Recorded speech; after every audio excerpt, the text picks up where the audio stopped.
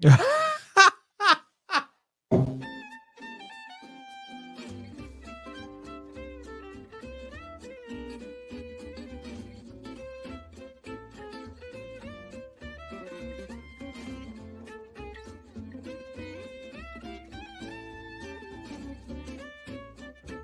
do, neighbor.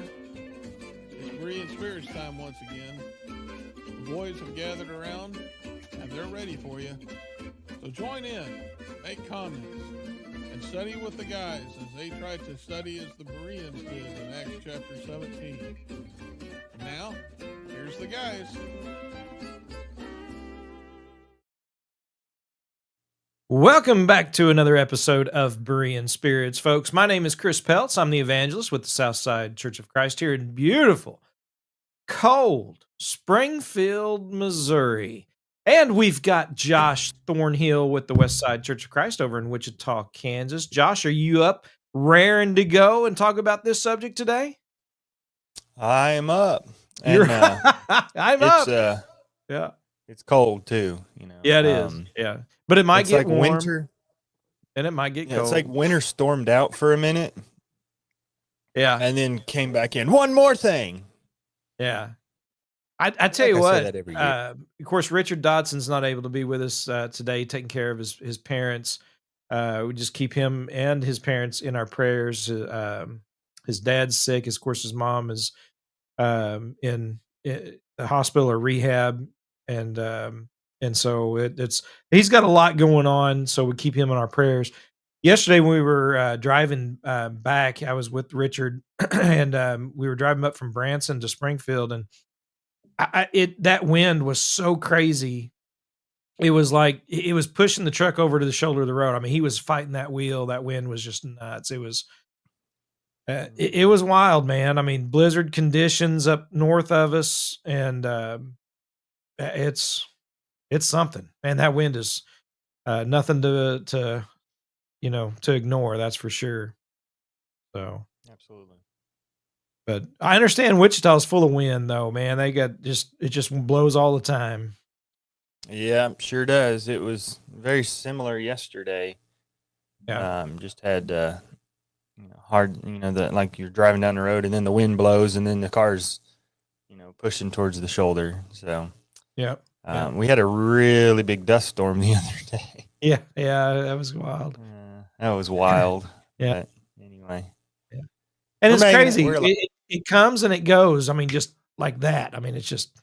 Mhm. Go ahead. What was you gonna say?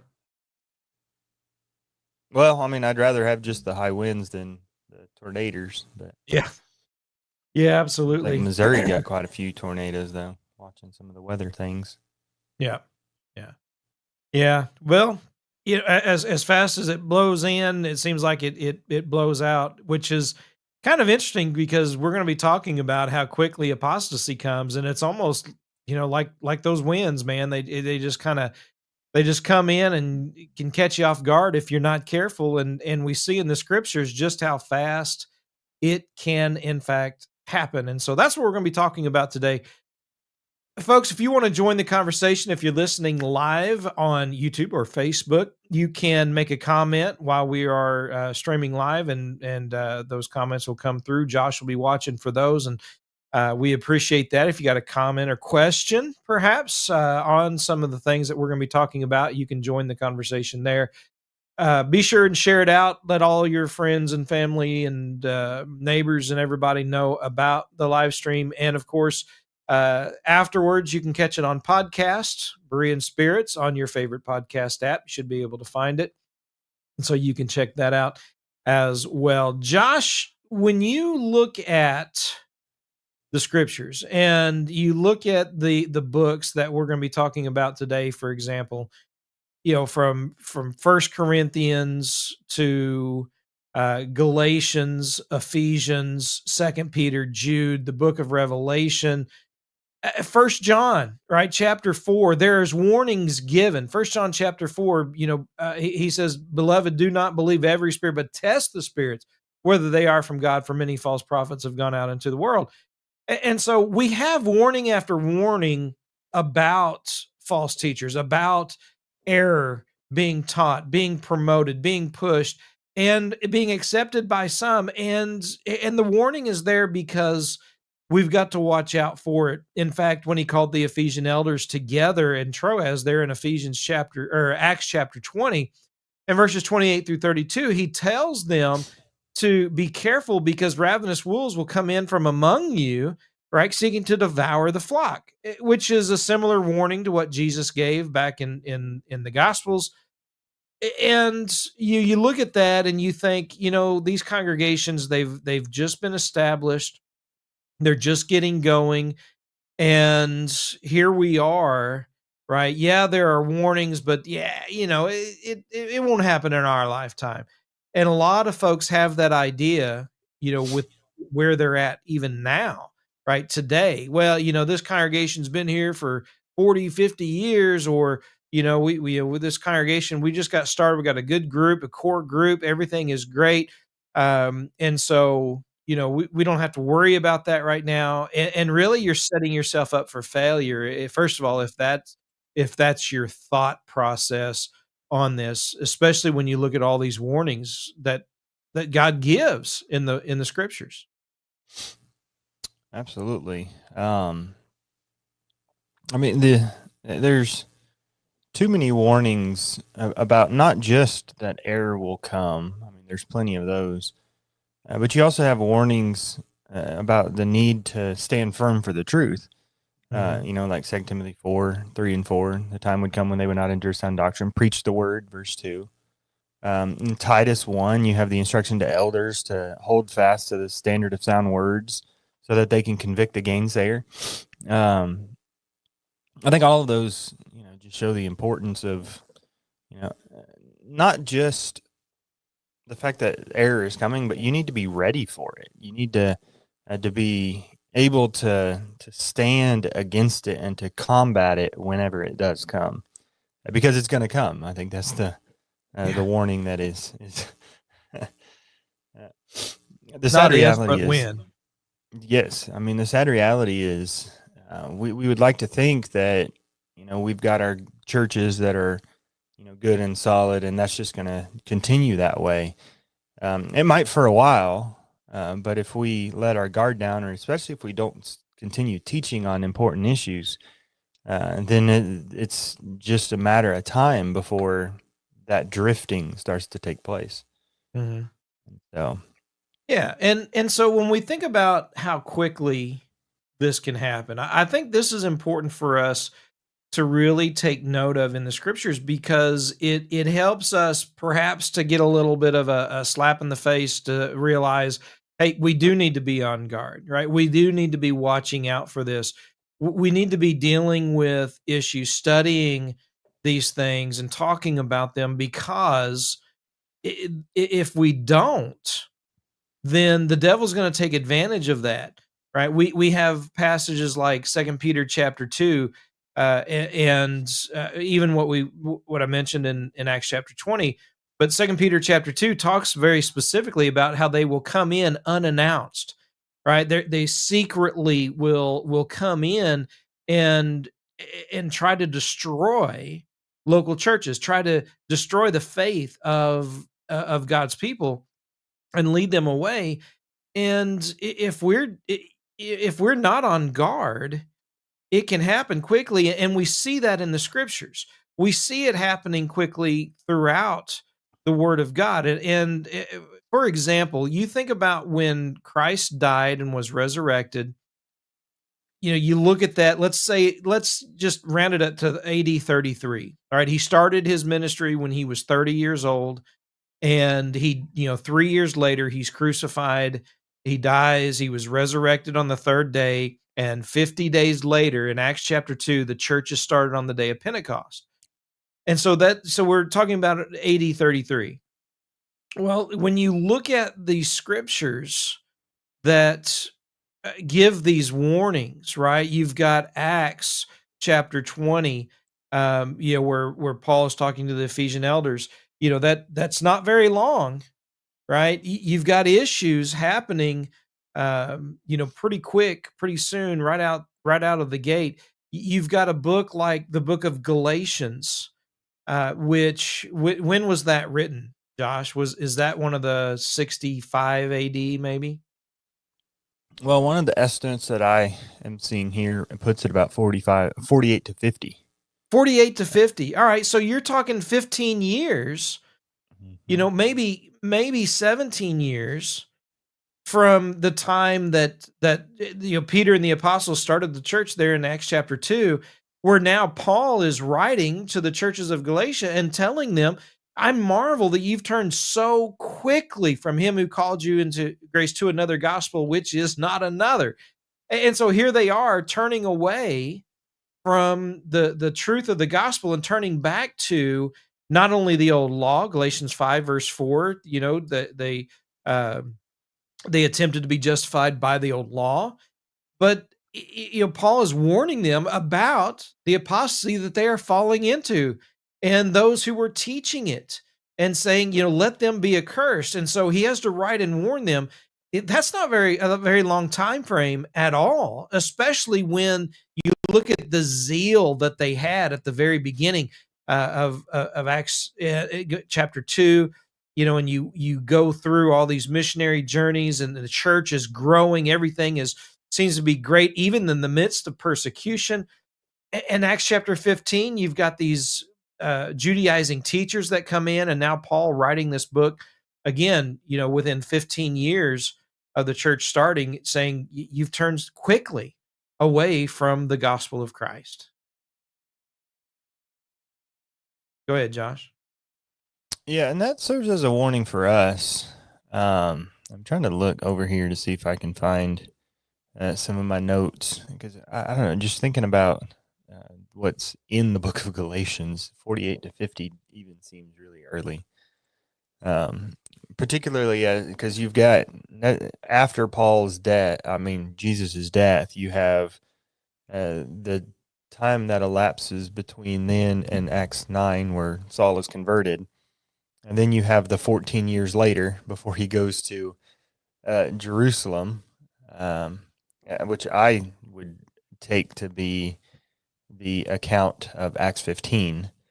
Mm-hmm. So I don't know, that seems pretty early to me. It's possible it's still that area, but I think I had, when I was teaching it, I think we had estimated somewhere around 52-ish. Which is 20 years. Yeah, 20 years roughly. So we're looking at 20 years.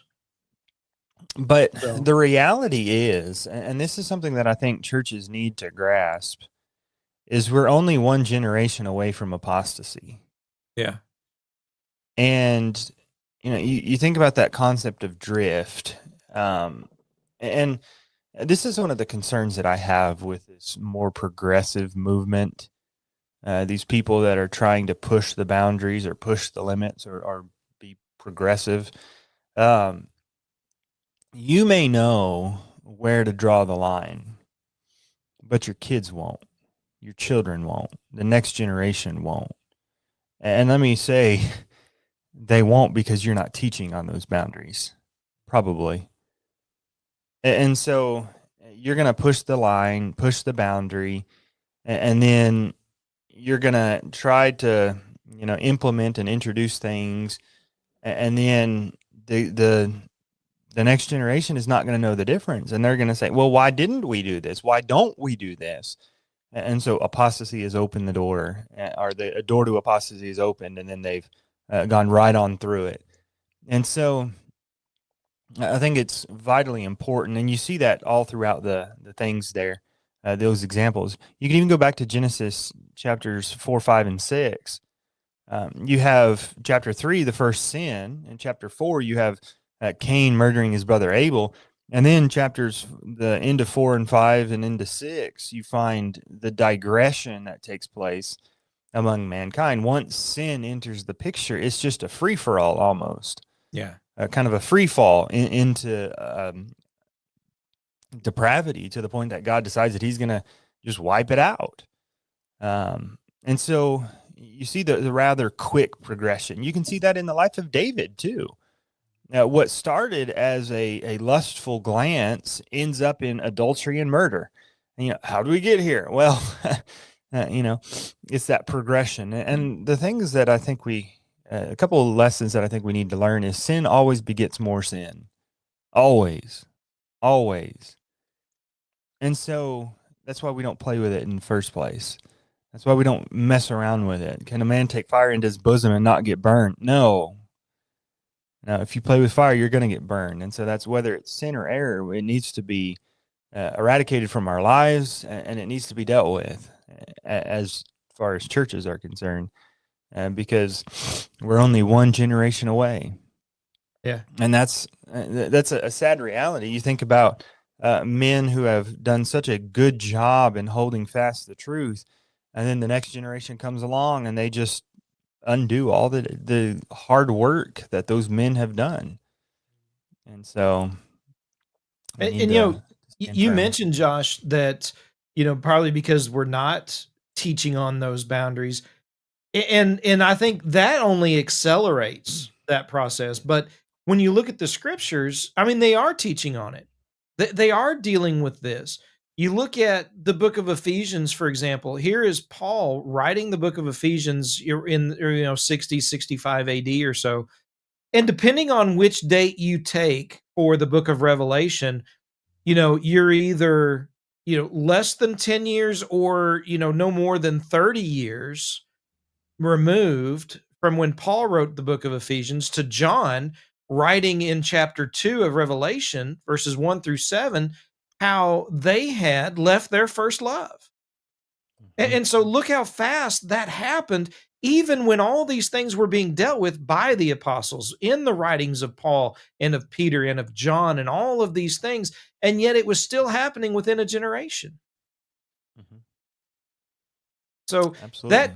that goes to your point, I think, when you brought up 2 Timothy chapter 4, verse 3, right? Even when that's being dealt with, right? He says, preach the word in season, out of season, verse 2, convince, rebuke, exhort with all long-suffering and teaching. And he says, why? Because there are those who will heap up to themselves teachers having itching ears. They'll find those who will teach whatever it is they want to hear, regardless of warnings, regardless of boundaries, and they'll turn aside away from sound doctrine and go to fables and superstitions and all these things. People are going to do that, right? But we are fooling ourselves to think that time is on our side. No, this isn't a matter of time as much as it is really of teaching in the heart of the people. Yeah, I think part of the issue there, like you described there in 2 Timothy 3, 4 and verse 3, they will not endure sound doctrine. That's part of the reason why we get to where we are. There's a picture I saw a few years ago, and I think I kept it. I just looked it up though. It's called a 4-generation fade. And so you have the first generation where parents don't make church a high priority for their kids. The second generation, kids grow up and make it less of a priority for their kids, if at all. The third generation grows up and make it no priority for their kids. And then 4, those kids grow up with no concept of God. You see that in Israel. Judges 2 says there grew up a generation that did not know God, nor the things that he had done for them. And so, if we're not instilling and equipping the next generation, that's what's going to happen. That's just a sad reality of what's taking place. And I think, when we have discussions like this, we naturally just think about the church and the responsibility of the church to, take hold and to make sure that they're speaking the truth. But I think individually we have responsibility too. And I think there's a passage that I think is often overlooked as far as these kinds of things that, sometimes we don't really see taking place. Titus 2, beginning in verse 2, verse 1, he says, speak the things which are proper for sound doctrine. Verse 2, older men are to be temperate, dignified, sensible, sound in love, and faith and love and perseverance. Older women likewise are to be reverent in their behavior, not malicious gossips, nor enslaved to much wine, teaching what is good, so that they may instruct, verse 4, that they may instruct the young women in sensibility, to love their husbands, to love their children, to be sensible, pure, workers at home, kind, being subject to their own husbands, so that the word of God will not be slandered. Likewise, urge the younger men to be sensible, in all things showing yourself to be a model of good works, with purity and doctrine, dignified, sound in word, which is irreproachable, so that the opponent will be put to shame, having nothing bad to say about us. And what he's saying there is you have one generation, and this is not just parents. This is not just your parents instilling this in you. It's the older people in the congregation taking the younger people under their wings and teaching them and instilling these things within them and building them up and strengthening them and solidifying that foundation. And I have two things that I want to, point out about that. Older folks, you need to find young people that you can mentor and take under your wing and instill a godly and kind of solidify those godly values within them. Young folks, be willing to hear and to take advice from older folks. They've been around a while. They've been around the block more times than you have. They have more wisdom than you do, or they should at least. And so on either side, we need to have more of a willingness to teach and to instill that wisdom and to receive that wisdom from the previous generation. I mean, and that's going to go a long way to preserve, not just the purity, but the solid foundation upon which our churches are built. Yeah. And, God gives us that wisdom for a reason. Josh, there was a point you made. This has been several months ago about multi-generational friendships. Mm-hmm. I don't know. You probably don't. I don't know if you remember or not, but you had made a point about younger people being around older people. Not just seeking them out. Older people making sure, but there was something about if the only people you hang around with are your age, that can there are some dangers not having the wisdom, the understanding. Rehoboam I think is a great example of this, even though he didn't take the counsel of his father's advisors.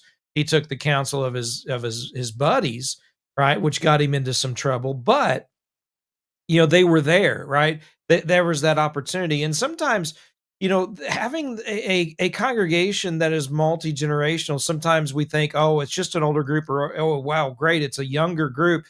That having that spread of that multi-generational diversity is really beneficial because of that wisdom, because of the the experiences, hopefully the temperance and the patience and the things that can learn and be passed down and help others, and seeing the application of those things in others' lives is extremely beneficial, no doubt about it. Yeah, and that idea came from, or that statement came from some research that has been done about why we're losing our young people. Why are young people falling away? And, I don't know that young people are falling away at a higher rate today than they ever have. Maybe that's true. I don't know. At the very least, I think we are probably a lot more aware of it today because of the platforms. It always seems worse when we're going through it ourselves. Yes, and there's also the idea that everybody has a platform, and so people are going to go on their Facebook pages and their YouTube pages, and they're going to make all sorts of videos talking about how they've deconstructed their faith and blah, blah, blah, blah, blah. And I don't know that that's any more of an issue than it ever has been. It may be. I'm not trying to downplay that, but I mean, it is an issue, a serious issue. But a lot of research has been done and surveys and such, and they're trying to figure out why young people are losing their faith, and one of the reasons is they're lacking those intergenerational relationships. And I guess some of the research has shown that you kind of have a bit of a you have a high percentage of people amongst youth group crowds that end up falling away because they're only around their age group. And so there's definitely a lot of danger in not building relationships with people beyond your own generation. Yeah. And I think it's extremely important. And we see that, not only as you pointed out from Titus chapter 2, but yes, there's the aspect of parents, Ephesians chapter 6, verses 1 and 2, grandparents, First Timothy chapter 1 with Timothy, with Eunice and Lois, his mother and grandmother, and Second Timothy, 3:15, from youth he's known these things. And so all of these things that we find throughout the scriptures are working together, and none of it should be dismissed, right? The warnings, the admonitions, the encouragement to stand strong, warnings to beware of the false teachers. You've got Second Peter being written, in mid 60s AD, and that warning about these things. Jude, being written shortly after that in verse 4, saying, quoting from Second Peter chapter 2, what Peter said was going to happen, Jude says it has happened. They have come in. They've crept in unnoticed, unannounced, and they're destroying congregations. So it can happen so quickly. And so when we're dealing with and teaching on issues such as the work of the church, we're dealing with issues such as marriage and divorce, everything we talked about, a week or two ago on First Corinthians, dealing with all of that, it's not because we're trying to, stand on a soapbox. It's not because we're trying to just harp on one issue. It's because these things need to be dealt with and warned and talked about, because it's just a continuous cycle. People fall away, fall into sin. They are looking to justify their actions or someone else's actions. And if we're not careful, large groups get swept away, and churches can fall away in a hurry, or individuals even can fall away in a huge hurry, when this isn't talked about, when we're not basically giving them a spiritual slap at the backside of the head and just saying, hey, pay attention, right? Take heed to yourself, those who think they stand lest they fall. Go ahead, Josh. Yes. I can't. I know. We might. Every year, I think it's important to touch on some of these issues, at least at some point. Whether it's authority, whether it's the foundations and the works of the church, those things need to be dealt with yearly. And it's not just that nobody knows about these things, and so I'm going to preach this brand new sermon. No, I mean it's exactly what Paul says. For me to repeat these things to you is not repetitive or tedious. It's safe for you. It's for your own benefit.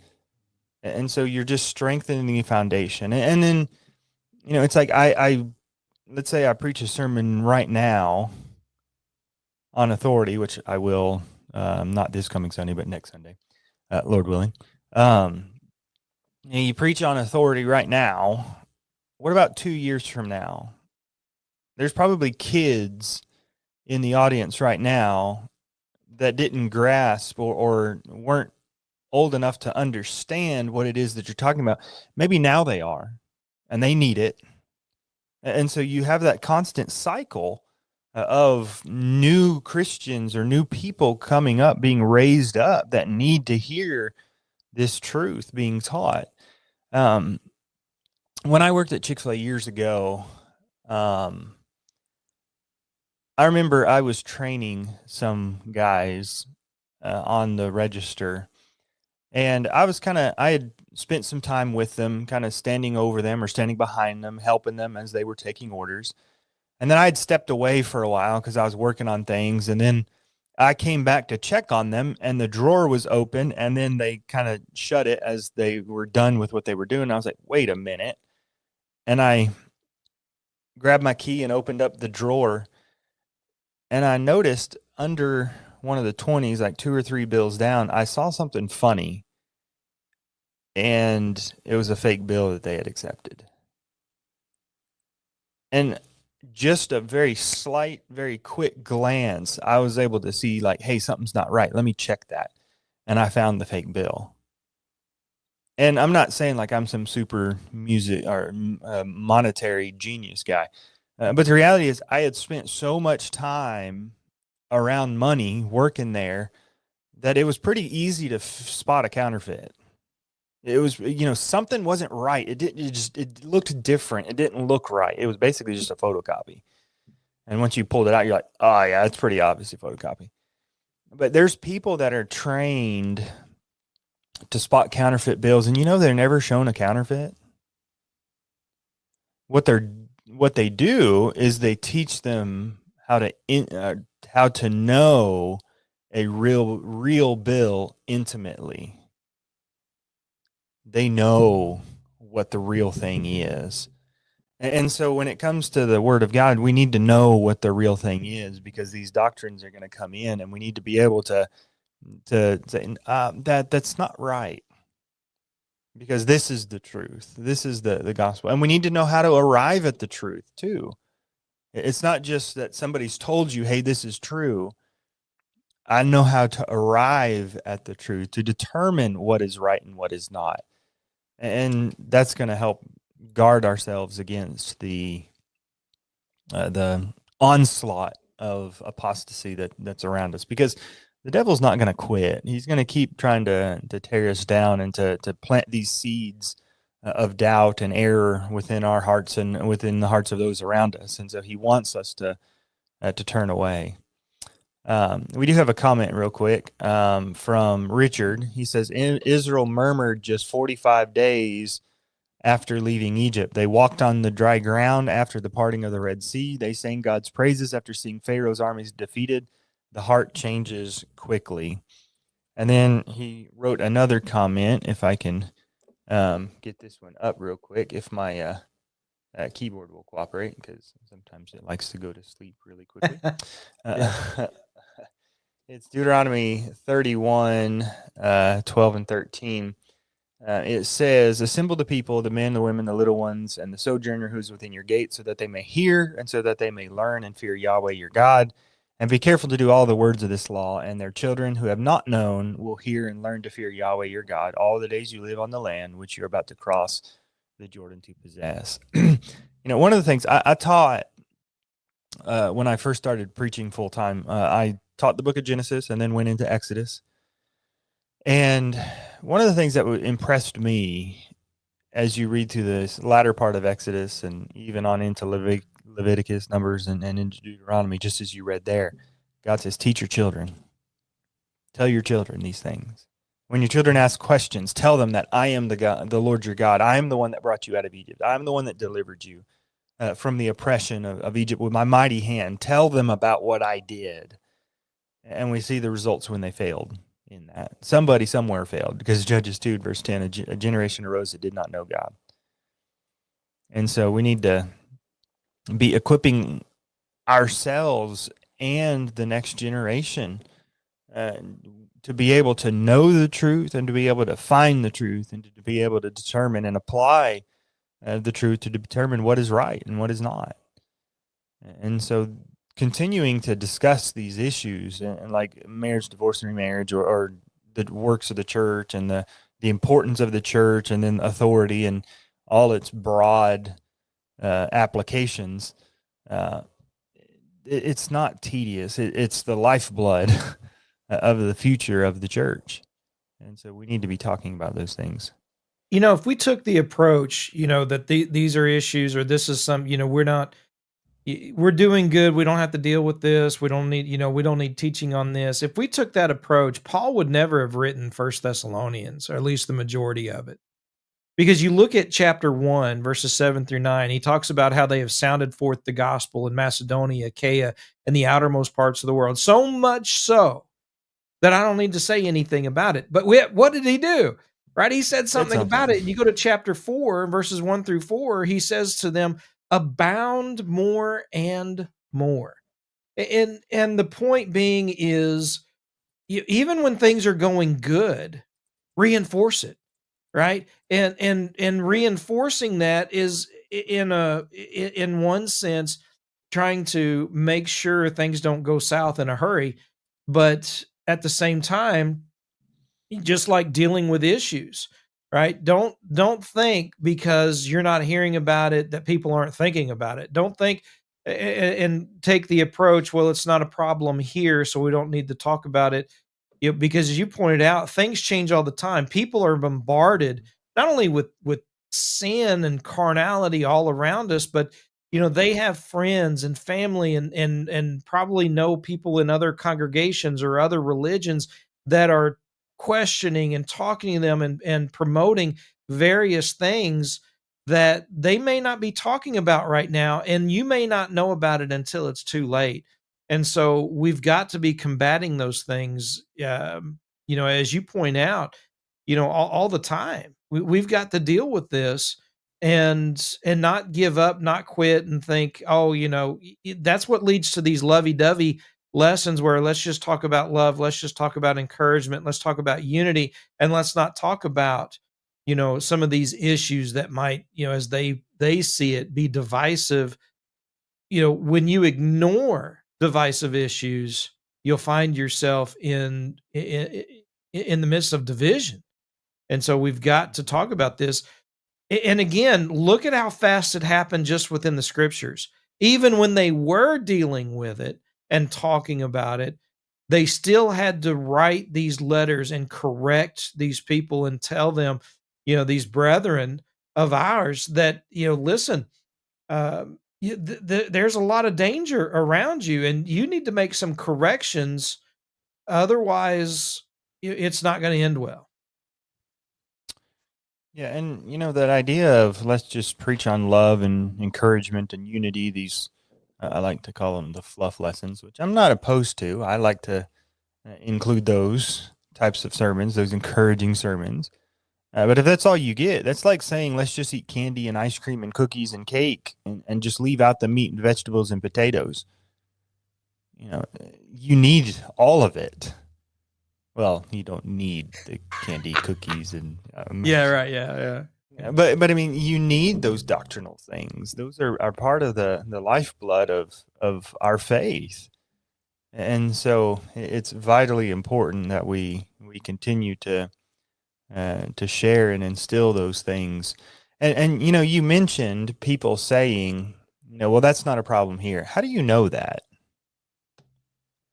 Because I've made comments in Bible class before, and I didn't really think anything of it. It was just like I was just making a comment, and I was about to move on, and somebody brought up an objection to what it is that I said, and I'm just kind of like, oh, I guess that is a problem here, and that wasn't here at Westside, by the way. Just so if anybody's listening, I wasn't here, but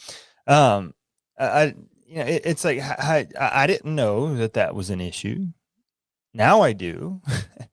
But it's like, how do you know that that's not a problem here unless you've specifically talked to every single person on every single issue? There may be people that believe things or err on certain issues that you maybe don't know anything about. And I'm not saying just preach lessons attacking them, but you don't know what have you ever changed your mind? I have, yes. You ever changed your view on a subject? I have, yes. And so let's say someone says, I have asked them all these questions. When? 4 years ago, we sat down and have a big conversation. We were on the same page. What's happened in those 4 years? Maybe they've changed their mind. Maybe they've come across some article or some magazine that brethren have put out and taught something different. And you thought, well, that was there. That's not here. Yes, it is, right? Things change. Mhm. People change. People, you know, study and come to other conclusions different than what they may have thought even 4 years ago, which is why I think we see these letters, for example, Paul writing to the Ephesians and then later John having to write to them in Revelation chapter 2 and tell them you're about to have your candlestick removed, right? God is about to, uh, you know, uh, withdraw fellowship in essence, right? You've left your first love. You know, that's not a message we see in the book of Ephesians from Paul, but by the time John writes to them, that's the situation they find themselves in. And so people change, things change, and you're not the only one they're hearing. You may think so, and you may want that to be the case, but it's not, right? Don't fool yourself into thinking that you're the only place they get information because that just isn't true. I know of several preachers who used to teach the truth on issues like marriage, divorce, and remarriage. They used to preach the truth on issues like that, but something happens, and now they teach error, or they've now believe or teach something that's contrary to what the Word of God teaches. And I'm sad to say it probably happens more often than, or has happened more often than we realize. But anyway, I mean, that kind of just shows that point. And I would say that we need to extend that courtesy in the opposite way too. Just because somebody taught error 20 years ago doesn't mean that they haven't been corrected on that. I would verify and find out before I just assumed, but you be willing to accept the fact that somebody has changed in the good way, repented of their error as well. Yeah. Absolutely. And we see that with Corinth, right? In Second Corinthians. I mean, here they were with all kinds of issues, and yet Paul writes to them the second time that we have recorded, and he it appears as though they took to heart everything that he said, which was great. Yeah, and which is, I think, one of the reasons why the church in Corinth is not a good reason to use, like we talked about last week. Yeah. That we could just ignore apostasy because Corinth had problems too. Well, they changed. They corrected the problems. Paul wrote commending them for correcting their problems. Chapter 7, he says, "What diligence, what indignation, what clearing of yourselves. You proved yourself to be, clear in this matter." And so he did commend that they had changed. They did have that willingness to correct the issues that were made. Yeah. But what if he hadn't have dealt with it? Yeah. I mean, and that's where a lot of people find themselves is in situations or in congregations, preaching's just not the same. Preachers aren't dealing with issues like they used to. That was an issue back in the 80s, the 70s, the 50s. These things come back around and they're just still out there. And we've got to be on guard. We've got to be diligent. We have got to put on the whole armor of God, as Paul wrote to the Ephesians, so we can stand against those fiery darts of the devil. And that's something that it's not a one-time kind of thing. It is a constant study, constant growth, and a constant battle. And so we've got to take that to heart and understand the not only the necessity, but what is it when just how when Philip baptized the Ethiopian eunuch, and they right there in the wilderness, they didn't wait, they didn't put it off, right? It was something that had to happen right now, and that's the attitude we need to take. Say, what if Paul urgency? I was trying to think of the word urgency. Yeah, urgency. You suggested, what if Paul didn't deal with it? What if he waited 15 years before he dealt with it? I'm not saying that there necessarily would have been any difference there, but they would have been further entrenched into their issues by 15 years. I mean, you can, they may have, at that point when Paul wrote the letter, they may have been of such a mindset that they were starting down that path of digression, but maybe they did, maybe they didn't realize it. And then Paul says, "Hey, wait, there's a problem here." And they say, "Oh, okay, yeah, all right, cool. Let's back up and get back on the right track." Well, what if they had, continued down that path for another 15 years and their hearts had become hardened to the truth, and now it's too late? That's a possibility too. And so, we see that people's hearts being hardened. That idea there in 2 Timothy 4, they would not endure sound doctrine. And you think about some of the issues that we deal with, and the questions that arise is if this is true, whether it's marriage, divorce, remarriage, whether it's instrumental music, whether it's whatever doctrine that we want to throw in there, is if this is true, is what we're teaching about this is true, why don't people see it? Well, at the end of the day, it's because they don't want to.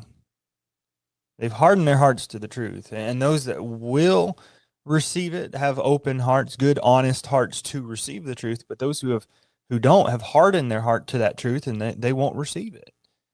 And so, I mean, we need to just make sure that we're cultivating our hearts, like Jesus talks about in Matthew 13, that we're the good and honest ground that's cultivated the soil to receive the truth, no matter how difficult or hard it may be for us. We're willing to accept it and to walk in it and to abide in it in all that we do. Yeah.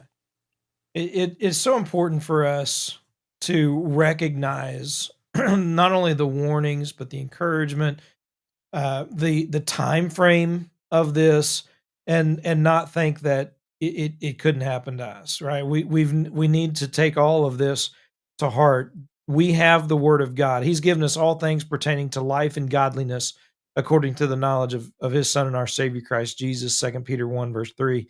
And we've got to be constantly working towards that eternal home in heaven, pressing forward and not looking back. And as Paul wrote to the Philippians, so all of these things we need to be doing, and we need to be constantly working at it. Otherwise, we'll find ourselves in the exact same situation as the 5 of the 7 churches of Asia in Revelation chapters 2 and 3, or Galatians that Paul wrote to them, and in these other books. Josh, you got any last thoughts for us today? Yeah, I just want to remind us of what I mentioned earlier in the show. It only takes one generation for apostasy to take place. We're only one generation away. Always. And so keep building the foundation and keep standing upon the truth of God's word and sharing that with all that we can, so that we can maintain that foundation and not lose what we have. Absolutely. Yep. Folks, we appreciate everybody who tunes in to Berean Spirits, whether it is during the live stream, whether you watch later, or during the podcast.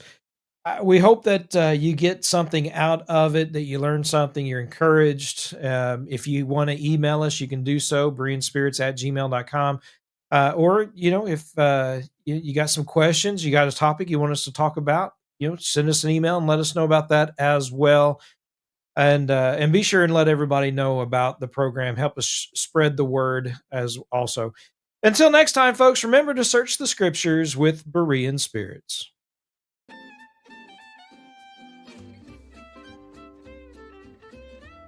Well, folks, that's all for today. Don't worry. Lord willing, the guys will be back next week for another Bible study on Berean Spirits. Until then, let the guys hear from you. Drop them some email at bereanspirits@gmail.com. They'd love to hear from you. Until next time, let's keep studying that Bible.